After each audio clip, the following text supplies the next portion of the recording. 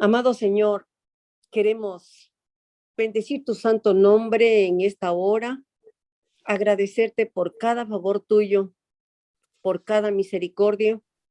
Queremos en esta hora, Señor, en la que hay mucha turbulencia en el mundo, decirte, Señor, que seguimos mirándote a ti como el único hacedor, el único soporte, el único fiel y un Dios de amor. Entonces, estamos en las mejores manos. Señor, reconocemos quién eres tú y lo único que anhela nuestro corazón es poder alcanzar una identidad tan plena contigo, Señor, para que con tu palabra podamos ser sostenidos en los tiempos de adversidad.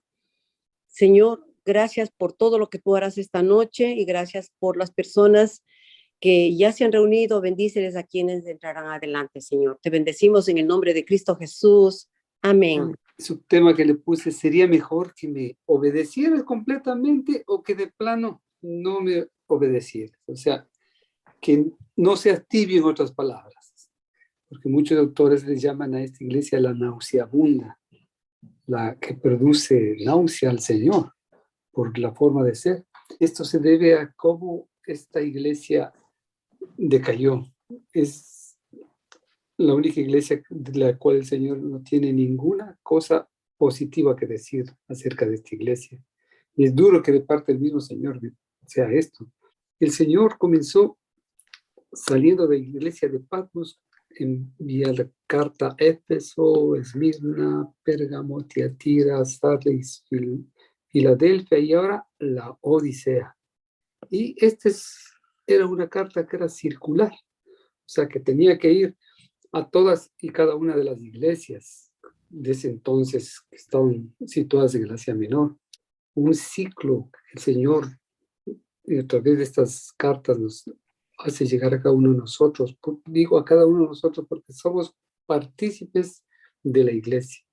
Cada uno somos parte del cuerpo de la iglesia. O sea, es una carta individual a cada. Estaba situada junto al río Ligus, y no muy lejos de la ciudad de Colosas. Fue nombrada así en honor a la Odisea, que es la esposa que fue pues la esposa de Antíoco II.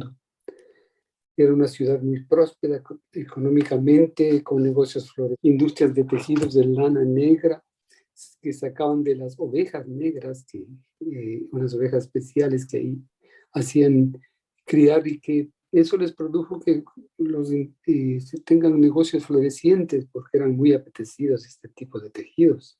Productora de medicamentos, se supone que ahí estuvo una de las primeras facultades de medicina, donde la gente llegaba enferma, llegaba en búsqueda de ayuda, ¿no? Y ahí encontraba. Claro que estaba en un principio mezclada con idolatría, usualmente este colirio para los ojos. La gente que pasaba en ese entonces tenía que viajar a través de desiertos y eso producía mucho problema de conjuntivitis. Y ellos descubrieron un colirio para los ojos. Esta era sede de una iglesia cristiana que fue, por de pronto estar cerca de la iglesia de Colosas, que es una de las iglesias que Pablo fundó, Colosenses 2:1 y Colosenses 4 y 13 al 15. Es esta la iglesia que estamos comenzando el estudio, ¿sí? Fíjense que Pablo decía: cuando esta carta haya sido leída entre vosotros, refiriéndose a los colosenses en este caso primero, hacer que se lea también en la iglesia de los laodicenses, y la de la Odisea, leedla también vosotros. De también vosotros hace cuenta de que todas estas cartas circulaban alrededor de las iglesias, porque no tenían en ese entonces ni fotocopiadoras, no tenían ni internet, mucho menos las cosas que nosotros tenemos ahora, pero lo hacían llegar a través de cartas, porque ni aún la Biblia como tal había sido todavía escrita. Eso es a partir del siglo XV, después de la invención de la imprenta por Gutenberg, es que recién se tuvo la Biblia impresa, y de ahí ha venido a nuestros días Y nosotros ahora tenemos, cada uno de nosotros, en nuestros dispositivos electrónicos, tenemos Biblias de todos los olores, colores y sabores, en la que nosotros podemos y deberíamos y debemos.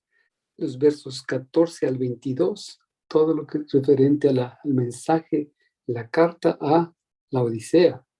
Yo he puesto aquí cosas resaltantes. Fíjese, en el verso 15 tiene el yo, el 19, el 20, yo. Este yo se refiere al Señor. Yo, el Señor. O sea, he aquí el amén, el testigo fiel, el verdadero, el principio de la creación, dice esto. O sea, el yo dice, conozco tus obras, yo te aconsejo, yo reprendo y castigo, yo estoy a la puerta y llamo, yo he vencido. Esta forma de ver las ciertas palabras claves que se repiten nos ayuda a tener una visión más clara de los pasajes. Al hablar de este yo soy rico, es el único que el Señor se refiere al cómo se consideraba como una iglesia independiente de Dios. Por eso dice, yo soy rico y me he enriquecido y de ninguna cosa tengo necesidad. Ese es el sentir de la iglesia. Como estamos viendo esta noche, el Señor nos va a ir indicando realmente cuál era la situación de esta iglesia.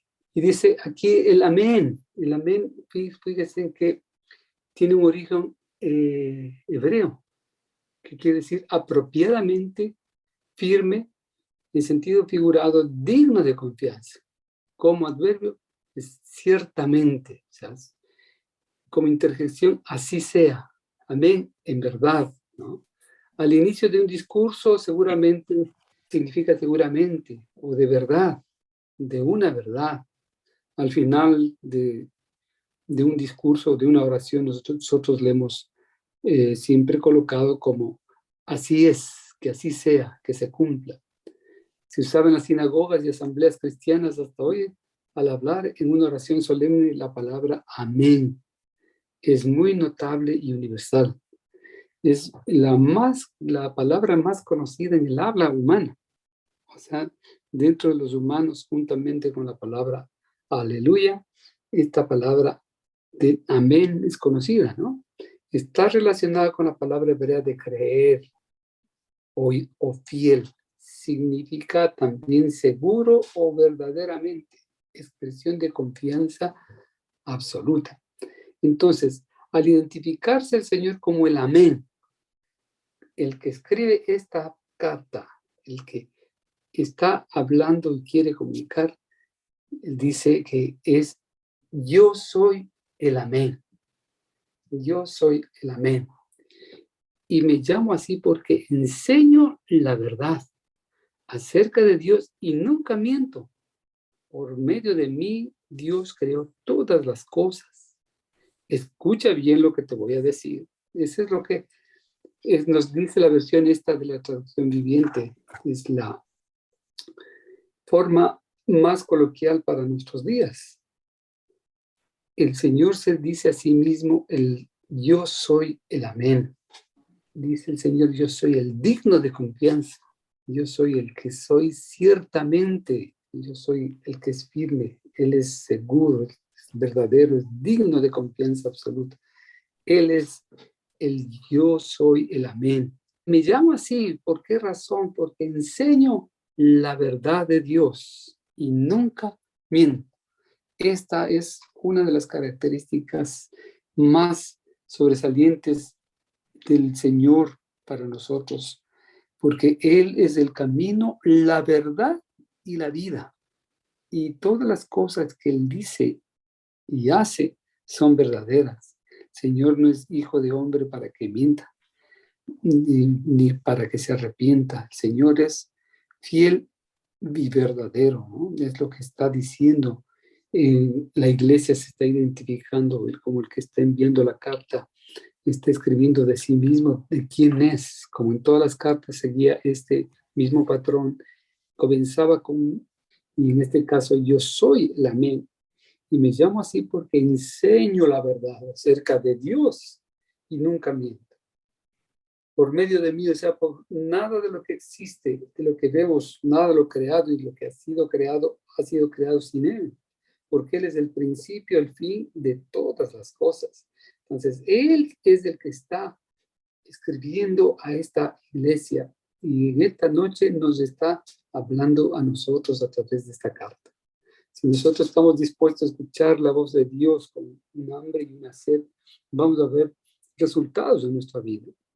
Las palabras que una persona habla y cuando uno se sintoniza de veras con el Señor, va a ver que esa palabra viene del fiel y verdadero, del amén, del que así es, del que así son todas las cosas. El que tiene oído oír, para oír, oiga, dice lo que dice el Espíritu a las iglesias, dice al final de cada una de estas cartas.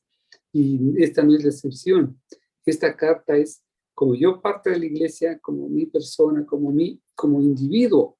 Yo tengo que aceptar y recibir esta carta como de parte de Dios mismo, porque Él es el verdadero fiel. Dice, el verso 15 dice, yo estoy enterado de todo lo que haces. Imagínense en esa forma de conocer al Señor. El Señor está enterado de todo, absolutamente todo. Y sé que no me obedeces del todo, sino solo un poco. ¿Qué verso para más decidor? Fíjese en esta forma de expresarla de la traducción que estamos utilizando esta noche. Nos puede decir y hablar de nosotros. Él conoce las formas que nosotros hemos tomado de la palabra. Hemos oído a veces las partes que solo nos convienen y hemos dejado las que aparentemente decimos o creemos nosotros que no nos convienen. Pero hemos dejado realmente de obedecer o solo obedecemos un poco. ¿Qué realidad más fuerte para cada uno de nosotros? Yo me siento redarguido con esta palabra. Yo me siento confrontado con esta palabra. En el momento de leer esto me pongo a pensar, digo, ¿cuán veraz soy respecto a por ejemplo, el orar? ¿Cuántos de nosotros pueden decir, bueno, yo tengo una vida de oración completamente entregada al Señor?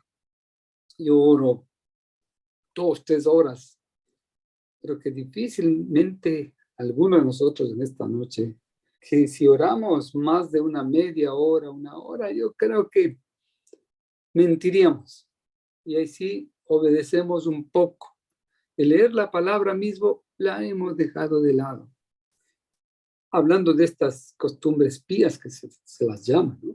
Y peor hablando de, por ejemplo, el chisme, los comentarios, el criterio propio formado que tenemos y que según eso justificamos muchas cosas que hablamos de otras personas. Ser confrontados con la palabra y cambiar, ¿no? Porque si es que estamos obedeciendo un poco, como dice esta escritura en verso 16, dice, pero como solo me obedeces un poco, te rechazaré por completo. Esto en otras palabras es, pero por cuanto eres tibio y no frío ni caliente, te vomitaré de mi boca. O sea que para el Señor les resultamos nauseabundos todas las personas que obedecemos en parte a la escritura, en parte a sus mandamientos. Porque si decimos amar a Dios, debemos guardar su palabra. Y cuando guardamos la palabra del Señor, Él nos dice que va a hacernos parte de, juntamente con el Padre, habitará con nosotros, en medio de nosotros. Y una de las razones por las que de pronto no estamos conscientes de la presencia del Señor es esta, ¿no? Porque estamos obedeciendo en partes. En cierta David, forma, ¿cómo podemos tomar la gracia siendo que, sí, si uno es honesto, todos, yo primero, somos desobedientes y así de que la gracia, ¿cómo ayuda en este sentido? gracias. Qué linda pregunta que la haces, porque ciertamente del lado que yo estoy hablando así nomás, quedaríamos todos fuera de la aceptación del Señor. Pero dice, mas Dios muestra su amor para con nosotros, en que siendo aún pecadores, Cristo murió por nosotros. O sea, esta es la gracia de Dios. Ventajosamente, de parte del Señor se ha abierto un camino de que lo que es imposible para nosotros es posible para el Señor. Lo que es imposible para el ser humano, alcanzar la obediencia completa y total en el Señor, por medio de Cristo, que Él vino y obedeció y cumplió todo. Y de acuerdo a la ley, nosotros estamos todos perdidos, no hay justo ni aún uno, todos hemos pecado, todos estamos destituidos de la gloria de Dios. Pero he aquí el amor del Señor, he aquí el Cordero de Dios, he aquí el amén, el verdadero, el que cumple. Él nos dijo que a todos los que estamos en Cristo Jesús, tenemos vida eterna. Está hablando no de salvación, lo que está hablando acá de Apocalipsis, sino está hablando de la forma en que nosotros hemos seguido la forma que tenemos de actuar delante del Señor. Y este es un llamado a la atención, digo, para cada uno de nosotros, para que enderecemos nuestras costumbres de hacer a medias las cosas y comenzar a buscar la forma de obedecerle y estar en concordancia con Él. La gracia del Señor ha sido dada para todos los que hemos aceptado por la fe la obra de Jesús, la obra de sustitución que se llama. He aquí el Cordero de Dios que ha sustituido, ha quitado el pecado y por medio de su sacrificio nosotros hemos sido aceptos en el amado, aceptados en Jesús, porque tenemos abogado para con el Padre, Jesucristo el justo, nosotros los injustos, pero Cristo ha sido hecho justicia de Dios. Pero en cuanto a la santificación, que es la parte que a nosotros nos corresponde, el buscar al Señor, el servirle tiene que ser un servicio y una búsqueda de corazón. Sí, mil gracias, David. Es que suena feo, pero estamos todos perdidos, ¿no? Aquí dice el verso 17, tú pues dices que eres rico. Está hablando de una iglesia que estuvo situada en un medio en el que todas las cosas iban muy parecidas a las cosas que tenemos en ciertas ciudades en las que vivimos. Y tenemos todos los servicios, tenemos bienestar, trabajo que nos suple las necesidades, tenemos salud, porque cuando no tengo problemas, no tengo enfermedad de por medio, no tengo falta de trabajo, no tengo grito de angustia en medio de la noche, sino que al contrario, todas las cosas están aparentemente bien. Entonces me acostumbré y digo, yo estoy bien. No digo que soy rico, pero yo tengo lo suficiente. Y no es como el caso de muchos otros lugares, de muchas otras personas que no tienen todo lo necesario y carecen de alguna. Y las carencias son las que hacen ser más gratos al Señor o buscarle al Señor. Esa es la razón por la que el Señor nos prueba y nos pone o permite que el enemigo actúe a través de las pruebas y dificultades que tenemos. Nos hace sentir que le necesitamos y que sin Él nuestra vida sería imposible. Sin el abogado que tenemos, nosotros estamos perdidos. Bienaventurados los pobres en espíritu, dicen las bienaventuranzas. Pero aquí dice, el que es rico no tiene necesidad de nada, que te ha ido muy bien y que no necesitas nada. Pero no te das cuenta de la realidad, que eres un pobre ciego, desdichado y miserable y que estás desnudo. Como que comienza a recibirse sus insultos, que le dice miserable, desdichado. Cada una de estas características es la forma espiritual en que a veces el Señor nos ve. Fácil es poner el dedo en los demás, pero que este sea un espejo que nos haga ver y nos refleje realmente esto. Es una palabra fuerte, fuerte, fuerte, que necesitamos del Señor, nos está diciendo, no es tu capacidad. No es que tienes un buen trabajo porque eres inteligente, porque has ido a la universidad, porque el día que nos falta, tenemos buen trabajo, pero nos falta la salud, ahí se va todo. O teniendo buena salud, no tenemos trabajo. O no teniendo las dos cosas, nos descarriemos y comencemos a maldecir al Señor porque no nos ha dado tal o X cosa. Porque generalmente vivimos una sociedad que busca las cosas en vez de al Señor de las cosas. Nosotros siempre estamos viendo la mano del Señor y nos olvidamos que debemos verle al Señor, procurar ver el rostro del Señor. Es el que da, es el Señor. De Él provienen todas las cosas. Por eso es que Pablo decía que todas las cosas me son lícitas, mas no todas me convienen. Y yo no me voy a dejar dominar de todas. Porque hay cosas que aparentemente son. Si es que esas cosas aparentemente buenas, por ser aparentes, nos están alejando del amor y la comunión con el Señor. A eso es lo que se refiere lo que estamos hablando esta noche. No que sea malo el descanso, no que sea malo tener riquezas. Lo malo es que esas riquezas nos tengan a nosotros, que es la gran diferencia de tener posesiones, que las posesiones nos posean en lugar de que nosotros tengamos las cosas. Esta es el llamado a la atención que el Señor nos está haciendo a nosotros respecto a cómo está nuestra vida. Las cartas en general son así. En la primera carta, ha olvidado tu primer amor.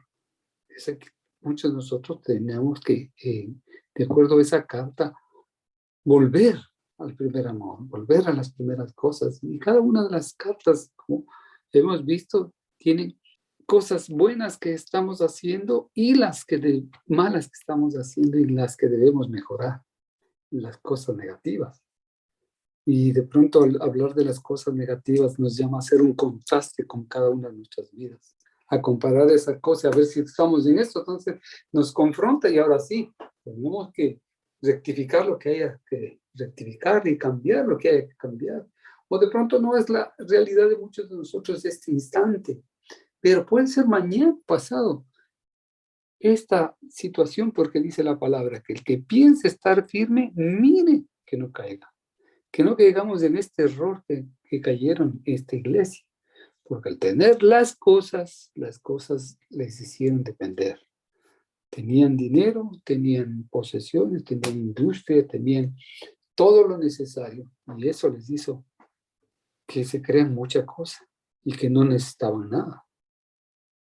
Pero el Señor a ese tipo de personas, a ese tipo de situación, le dice que nosotros no nos damos cuenta de quién en realidad somos. Sin el Señor somos nada. Sin Cristo todo es carroña. Con la ayuda del Señor nacimos 2 veces. El que nace 2 veces morirá una sola vez. Esta carne que nos lleva al mal de continuo tiende al mal. Solo con la muerte de este cuerpo vamos a salir con un cuerpo glorificado. Si es que hemos nacido nuevamente del agua y del Espíritu. Pero los que han nacido solo una vez, 2 muertes les esperan. Muerte física y muerte espiritual. Entonces, a ese tipo de personas Dios les está llamando desdichados y miserables, desventurados. El estar desnudo es estar desprovisto de Cristo, porque Cristo nos cubre, revestidos de Cristo Jesús. O sea que Cristo es nuestra cobertura. Sin la cobertura que es Cristo, no podemos entrar al reino de los cielos. Imposible que lo hagamos. Una buena imagen de esto es el arca de Noé. El arca nos da la idea de la gracia del Señor. Estar dentro del arca es lo que hizo y produjo la salvación de las 8 personas que entraron en el arca. Porque el Señor los hizo entrar, cerró la puerta, esperó 7 días y después se desató por 40 días y 40 noches diluvio que sobrevino sobre la tierra. Y de igual manera, dice el Señor, serán estos últimos tiempos como los días de Noé. Vino la lluvia, descendieron los vientos y se inundó inundó por el diluvio la tierra. Se cubrieron todas las montañas y por 40 días, 40 noches estuvieron dentro del arca. Una cosa es resbalarse dentro del arca, porque de pronto la misma turbulencia que produjo ese crecimiento de las aguas.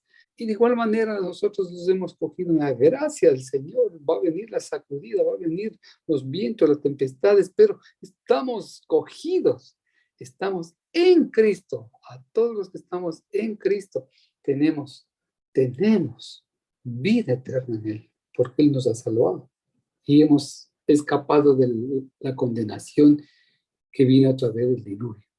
Esa es la idea, ¿no? El cubrirse de Cristo es esto. Cristo en nosotros, la esperanza de la gloria. Si Cristo es por nosotros, ¿quién contra nosotros? ¿Quién podrá a los escogidos del Señor acusarlos? Si Cristo es el que murió y también el que resucitó. Porque el estar en Cristo es revestidos de Cristo. Por eso digo, yo te aconsejo, el amén, el primogénito de la creación dice, yo te aconsejo. Podríamos aclarar, a ver, si no obedecemos en todo, sino parcialmente, esa frase que dice que te rechazaré completo. Impresionante entender que el Señor nuestro está desde el principio de la creación, es un testigo completo que conoce todo. Por lo tanto, cuando Él dice, yo conozco tus obras, nosotros no tenemos cómo esconder nada, absolutamente nada. Él todo lo sabe. Aquí dice la palabra, yo te aconsejo.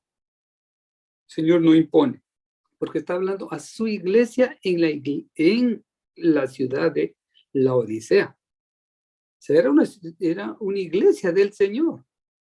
Recuerden que el Señor tiene en sus manos al ángel, o sea, al pastor que Dios tiene designado para la iglesia, que en el caso de la Odisea era parte del Candelario, hablando a gente salva, gente que el Señor ha redimido con su sangre. La obra del Señor es esta. Si es que ha nacido nuevamente, a sus ovejas nadie les arrebata su mano. No es que siempre salvo, no. La salvación es por gracia y por obra del Señor. Más la santificación es por cuenta nuestra.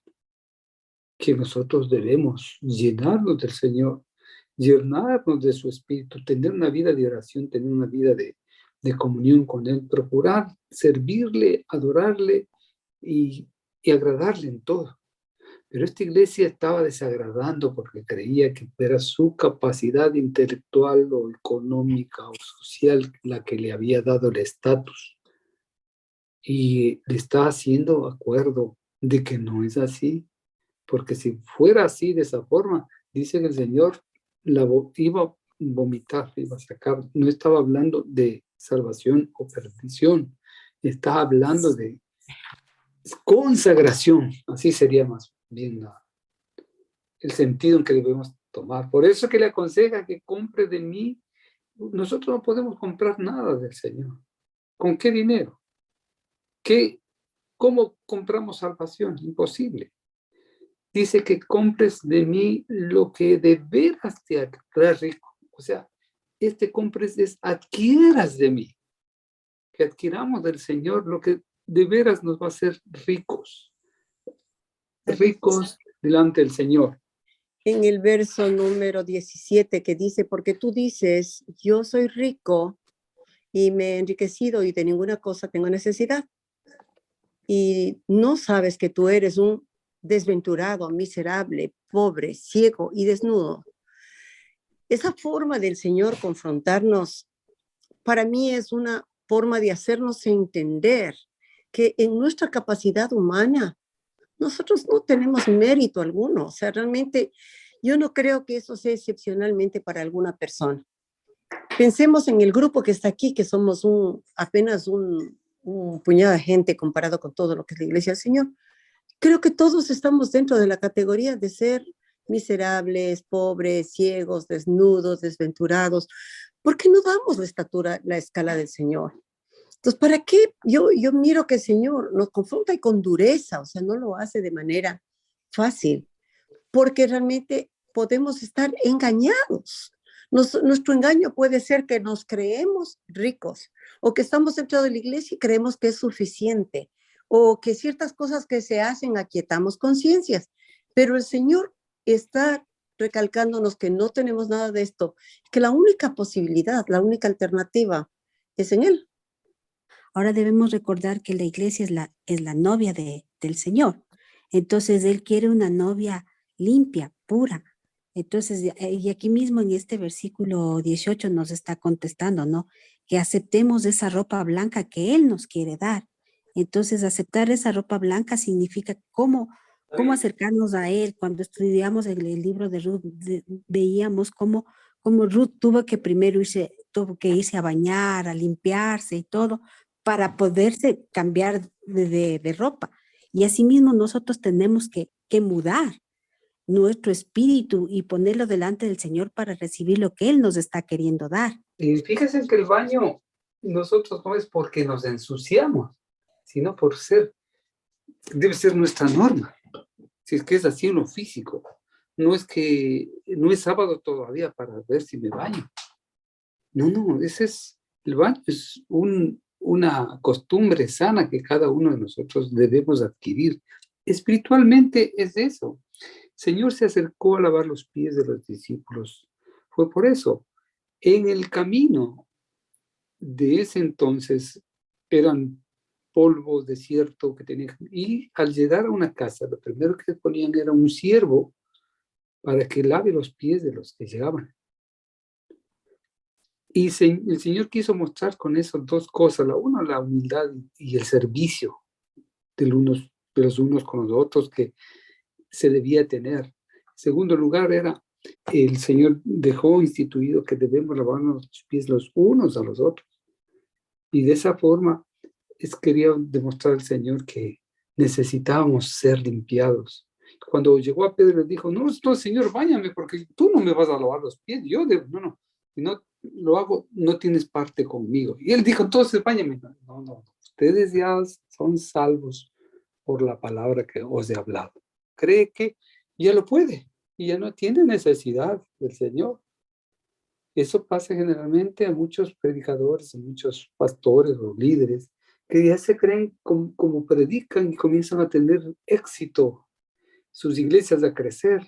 Ya no tienen necesidad, que el que hace todas las cosas es el Señor y que lo que hacemos es para la honra y gloria del Señor, no para buscando el aplauso, no buscando la fama, no buscando la fortuna, sino que es un recordatorio para que le busquemos a Él, que es el dador de todas las cosas.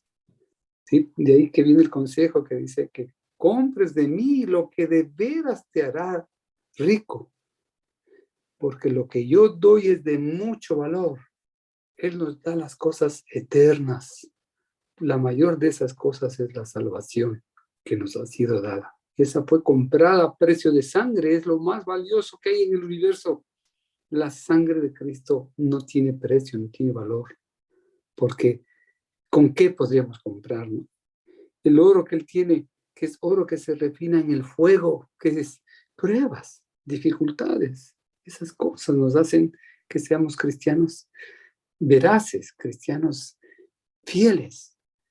En la iglesia primitiva aconteció esto, que tenían que entregar sus vidas por causa de Cristo, para no negarle a Él.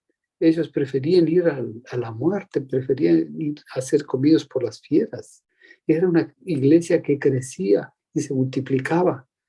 No tenía necesidad de métodos de autoayuda, métodos de mercadotecnia para hacer llegar a las masas y llegar con las, ¿no? Fueron sus vidas las que fueron sus testimonios, porque no tenían ni libros, no tenían ni internet, pero fue una iglesia poderosa en obras delante del Señor, porque era el fuego del Señor que estaba refinándolos. Si no quieres pasar la vergüenza de estar desnudo, o sea, el Señor tuvo que cubrir Adán y a Eva cuando pecaron, ellos se vieron que estaban destituidos de la gloria de Dios, o sea, la gloria de Dios ya no los cubría, perdieron la gloria de Dios, eso es lo que hace el pecado. Delante de Dios nadie es acepto. El pecado de un cristiano y de un no cristiano es equivalente. La única diferencia es que el cristiano ha aceptado la sangre de Jesús y esa sangre es la que le cubre. Esa justicia de Cristo es la que le viste. Por eso dice que de ahí debemos tener ropa blanca. La ropa blanca que yo te doy no es la que tú te haces. Ahí el negocio floreciente era de los textiles y la confección de telas. Entonces se creían grandes. De ahí nacieron las túnicas, las cosas que ellos pensaron que eso era lo que les cubría. Lo que está queriendo decir el Señor acá es esto, que la verdadera vestido es el que Cristo da. Es la única que cubre la vergüenza del pecado, para que te cubras con ella, y las gotas medicinales son para tus ojos, solo así podrás ver. Si tenemos sed, solo el que tiene sed, vengan a beber agua, el agua de vida, quiere decir, el agua pura, incontaminada, sin mancha, que es la palabra del Señor. Los que no tengan dinero, vengan y lleven trigo. ¿Cómo se puede comprar sin dinero? Vengan sin dinero y compren, lleven trigo para el pan, significa, ¿no? Vino y leche sin pagar nada. Nadie ahora da nada por nada, pero aquí está la gracia del Señor a los que tienen sed. Al cristiano que tiene sed de la palabra del Señor, que quiere más del Señor, quiere más de Cristo, a ese Dios le dice, ahí están las riquezas de la gloria. Ven, come de mi pan, come de mi palabra, come de la leche pura, espiritual, no contaminada. Óiganme bien, dice, y comerán una comida buena y deliciosa. No vale la pena ganar dinero y gastarlo en comidas que no quitan el hambre. Eso quiere decir las obras propias que uno hace, las cosas que a uno le parecen que está haciendo bien, que son solamente para figurar delante de la gente. Vengan a mí y presten atención, obedézcanme y vivirán. La insinuación y el lenguaje duro que el Señor está hablando a través de esta iglesia es para los desobedientes, los que no quieren, o los que no queremos, o los que nos rehusamos, o los que queremos obedecer parcialmente. Es la reprensión en ese sentido que el Señor quiere que tomemos en cuenta nuestra situación delante de Él. Porque dice, yo reprendo y corrijo a los que amo, a todos los que he recibido por hijos, dice el Señor, que Él, el Señor, es el que los disciplina y los reprende. Porque si no nos disciplinaría, no seríamos hijos sino bastardos, dice. O sea, seríamos hijos ilegítimos, pero Él nos ha legitimizado por medio de que del sacrificio en la cruz nos ha hecho aceptos en el amado, somos injertados en el pueblo de Dios, los que no éramos pueblo, los que estamos lejanos a las cosas de Dios, ajenos a todas las cosas, nos ha hecho, por medio de su sacrificio, nos ha hecho justos delante de Él.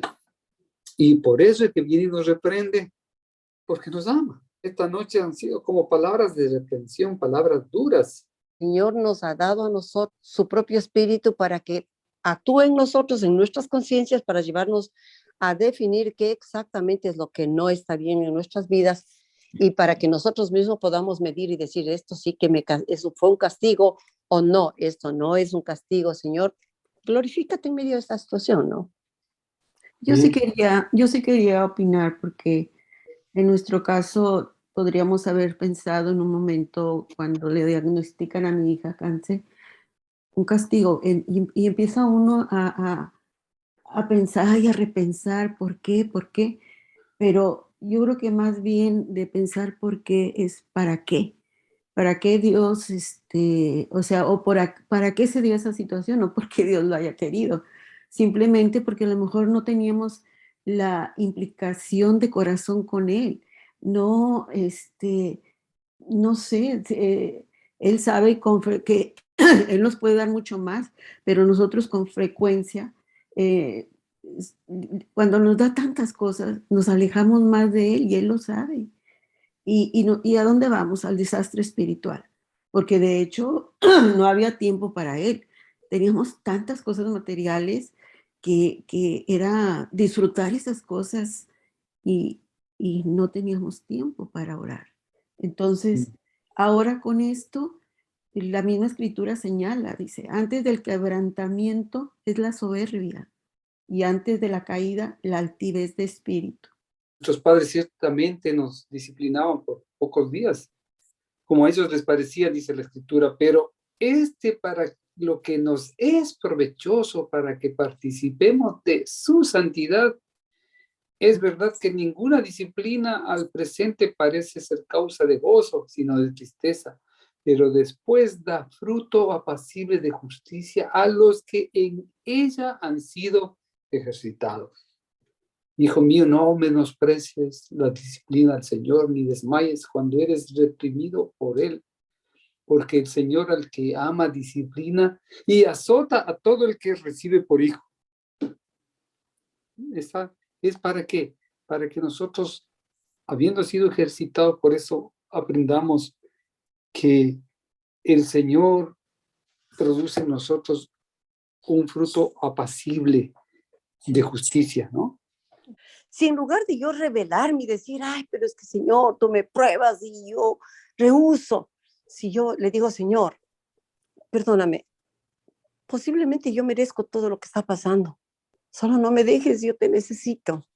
Yo en lugar de pelear con la reprensión, busco del Señor, me refugio en Él, como los niños cuando los padres van a castigarles y en lugar de salir corriendo, que el papá iría atrás, van corriendo y se abrazan, y perdóname, y se abrazan. Le conmueve al papá, se acabó la disciplina porque realmente le conmueven al papá. Y el Señor nos ha puesto a nosotros en condición de hijos, es nuestro Padre Celestial. Entonces, esto es muy lindo pensar que frente a cualquier reprensión, la actitud nuestra frente al Señor, si es que justifica reprensión. Y si no es reprensión, igual, Señor, te necesito para pasar la hora de la prueba. Aquí estoy. Entonces, el testimonio de María del Carmen nos impacta realmente porque ella está viviendo una circunstancia grave de salud con su hijita. Entonces, no es alguien que habla de memoria, es alguien que está viviendo. Y eso es tremendo, digno de respeto. La actitud que tengamos frente al Señor será mandatoria. ¿Qué es lo que el Señor está queriendo evitar? Que las postreras generaciones se desemboquen en qué? En lo que se desembocó la ira de Dios al destruir por diluvio a lo que había creado. Era por consecuencia de que el hombre, todos hacían lo que bien le parecía y la maldad de los hombres se había multiplicado de tal forma que es muy parecido a lo que acontece en nuestros días. Y hay un momento de maldad que necesita ser castigada. Pero el Señor está hablando en este caso de reprensión, de disciplina. La vara, bueno me es haber sido corregido por ti. La vara de la corrección del Señor endereza. Es bueno unos cuantos azotes para el necio, para sacar la necesidad. El que ama a su hijo desde temprano lo corrige, le da unos buenos fuetacitos, una varita es buena para aprender a ser justo, porque no, estamos librando de la muerte a muchos.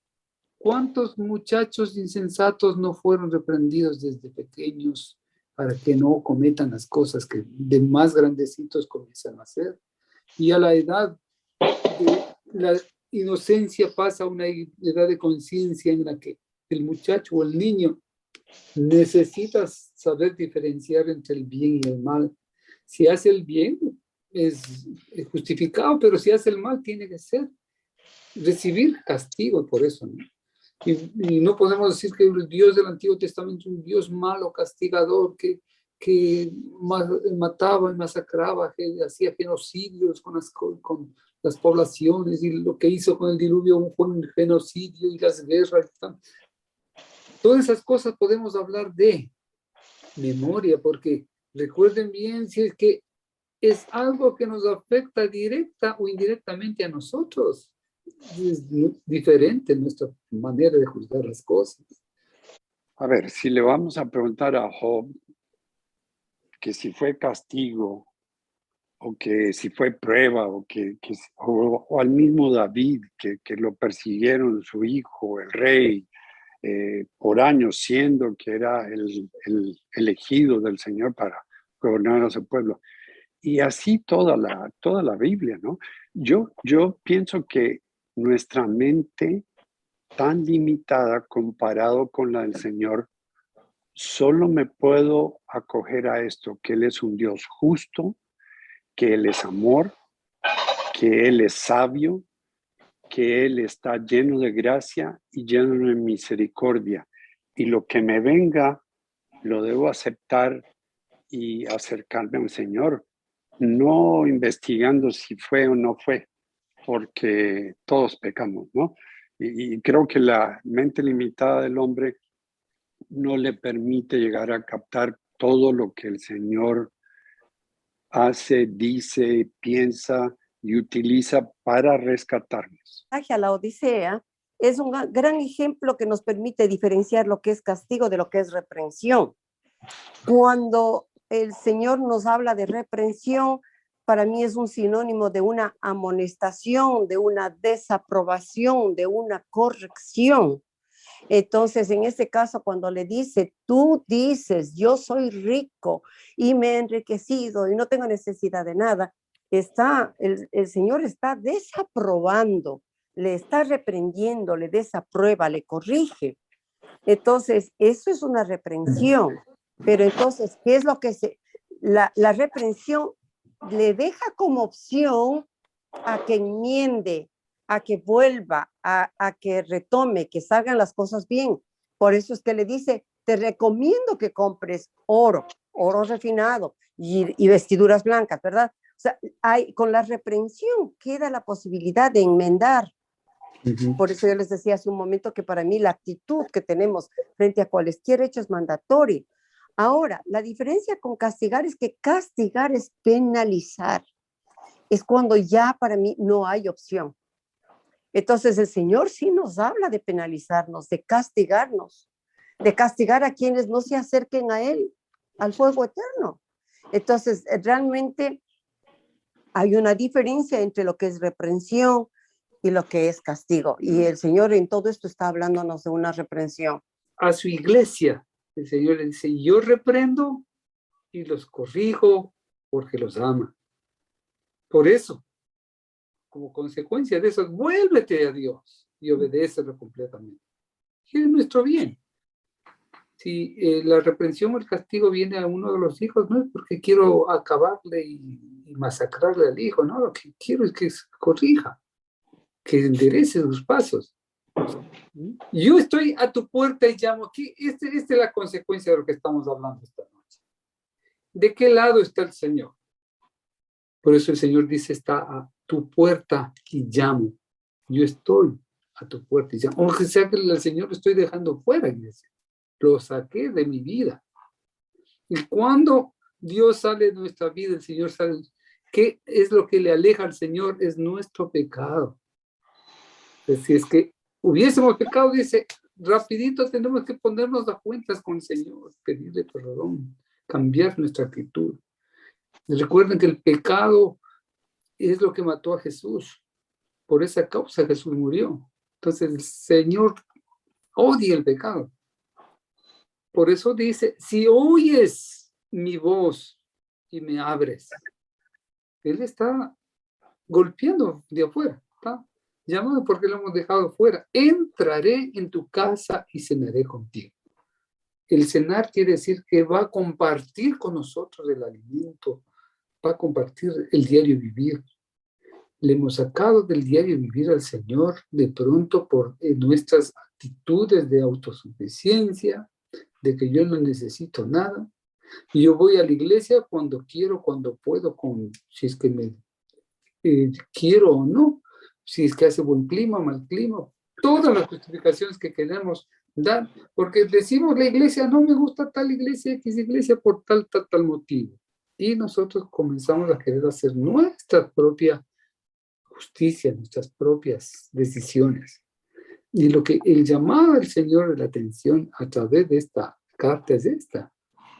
Recuerden que al principio dije que es un ciclo, que de pronto es el estadio, es la fase en la que muchos de nosotros o algunos de nosotros se encuentran, de un alejamiento, un distanciamiento, de forma que el Señor ya está fuera de nuestra vida.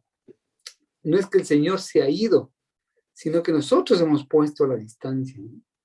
Por eso él quiere entrar y ser parte de nuestra vida, porque solo Cristo en nosotros es la esperanza de la vida, no el Señor fuera de nosotros.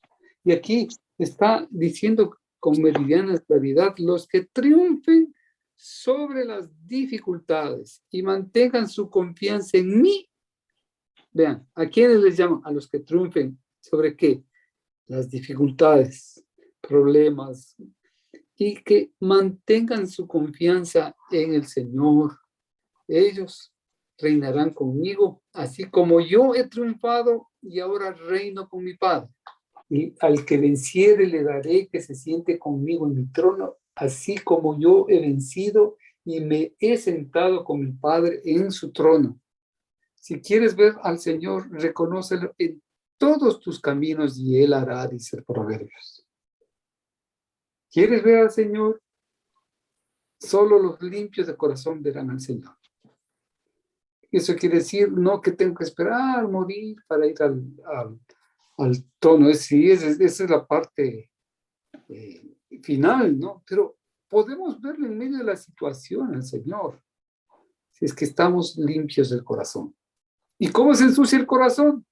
Con nuestros propios actos pecaminosos. Se ensucia el corazón. Y si es que estamos así, tenemos que, de urgencia, los que triunfen sobre estas dificultades, sobre estas situaciones, dice, y mantienen la confianza en Él, reinarán conmigo. Esa es la promesa que el Señor está haciendo. Y finalmente dice, si tienes oídos, o sea, todos tenemos oídos, ¿verdad? ¿Qué debemos hacer? Pon atención a lo que el Espíritu de Dios nos está diciendo a las iglesias, a los iglesiados. Recuerden que iglesias no son los templos, no son los edificios. Iglesia del Señor somos cada uno de nosotros, los que hemos sido lavados por la sangre de Jesús, los nacidos de nuevo. Todos los nacidos de nuevo tenemos oídos. Y prestemos atención a lo que el Espíritu de Dios nos ha querido decir esta noche. Yo creo que cada uno de nosotros hemos recibido en nuestra parte esa manera de querer vivir autónomos de Dios. Él quiere lo mejor para nosotros, y en Romanos 8 está la respuesta para podernos levantar el ánimo y decir, no, el Señor quiere todo lo mejor para nosotros, pero hay cosas que van a sucedernos. ¿Por qué? Porque desde que entró el pecado al mundo, existe todo el mal, la muerte, pero por eso vino el Señor Jesús y llevó todas nuestras dolencias, nuestros dolores, todo lo que íbamos a pasar, todo se lo llevó Él en la cruz. Y lo que hay que pedirle mucho a Dios es esa gracia para que cuando pasemos por ese valle podamos responder como respondió Job, ¿no? Que no es fácil, pero tampoco es imposible porque, como dice la palabra, en Cristo todo lo podemos, en Cristo que nos fortalece. Mi testimonio de cuando murió mi hijo. Hubo una persona que se me acercó y me dijo, miren bien qué es lo que están haciendo para que les pase esto, ¿no? Y eso me quedé yo así tan fría, con tanto pensamiento que, no sé, pero yo entendí más tarde, buscando del Señor, en mis momentos de llanto, de dolor por la pérdida de mi hijo, cuando murió, yo entendí que el Señor no era porque me castigaba, incluso no era porque me disciplinaba, era porque justamente el estudio de hoy, porque a veces uno se cree que está en la iglesia ya tantos años, tanto tiempo, se cree engreído, se cree que ya tiene todo y realmente se pone tibio y no empieza a seguir obedeciendo como el Señor quiere que le obedezcamos. No es que el Señor te está castigando, no es que el Señor te está llamando, está a la puerta porque Él quiere entrar y cenar contigo y quiere que nosotros seamos un punto principal para Él. Imagínense de que venga, coma con nosotros, esté dentro de nuestro hogar. Si cuando nosotros hacemos la invitación a alguna persona para que venga, ¿cómo nos esforzamos, no es cierto? Qué hermoso es poder tener al Señor dentro de nosotros y poder comprender que aunque pases por valles de sombras, no temerás mal alguno porque el Señor está con nosotros. Entonces, es tan importante, digo yo, que busquemos el no estar como esta iglesia engreída, confiada, que estaba ciega, que estaba desnuda y realmente nosotros a diario necesitamos de la presencia del Señor para poder ser levantados, para mirar bien con los ojos, para que podamos santificarnos, como tú decías, y realmente consagrarnos al Señor, porque Él está a la puerta y llama. Yo tengo una pérdida auditiva que es genético, o sea, y es una dificultad. Uso audífonos, pero pues la palabra de Dios dice, ¿no? Que Dios se glorifica en nuestras debilidades, porque, bueno, es algo que lo único que puedo hacer es tener cuidado, que comer poca sal para evitar de que aumente, pero por ejemplo, yo estoy trabajando y me va bien, sin embargo, me han contactado agencias reclutadoras y hoy tuve una entrevista, ya con una compañía, con la gerente regional de una compañía. Y hoy llovió y yo uso audífonos, entonces yo decía, Señor, por favor, o sea, estoy en tus manos, porque yo, o sea, no puedo controlar la lluvia, no puedo controlar los ruidos externos, pero ayúdame, Padre. Y gracias a Dios, para gloria de Dios, pude escuchar lo que me preguntaron. Bueno, Pues sí, creo que sí, pues salí bien, porque ella le dijo que le iba a pasar mi currículum al jefe de ella. Tengo otra entrevista el martes, que es con otra compañía. Cada vez que yo hablo por teléfono, para mí, o sea, es difícil de si podré escucharles. O sea, de todas maneras es en inglés y sí, soy fluida en inglés, pero sí es difícil con la pérdida auditiva. Entonces, de lo que hablábamos en el mensaje, habló el hermano y muchas gracias por ese mensaje, que Dios endereza nuestras veredas. Yo no sé, ahorita estoy pues en entrevistas y yo no sé qué es lo mejor para mí, pero Dios sí lo sabe. Entonces, estoy orando por eso y les pido la oración. Yo sé que todavía no llegamos para que Dios me llene de su sabiduría para tomar la mejor decisión, ¿no? En caso de que pues ya siga pues avanzando con esto de las entrevistas, ¿no? Porque he estado orando por eso, por un mejor trabajo y en esta semana me han contactado algunas agencias reclutadoras y estoy en entrevistas. Gracias, hermanos. Acabamos de ver las cosas que son. Apocalipsis, las iglesias son las cosas que son, que estamos viviendo. A partir del capítulo 4 al 22, las cosas que han de ser. Una iglesia que ama al Señor, que el Señor no tenga nada que decir, nada malo que decir de nosotros, sino que podamos aceptar, como la iglesia de Éfeso, la corrección del Señor. Vuélvete al primer amor del Señor.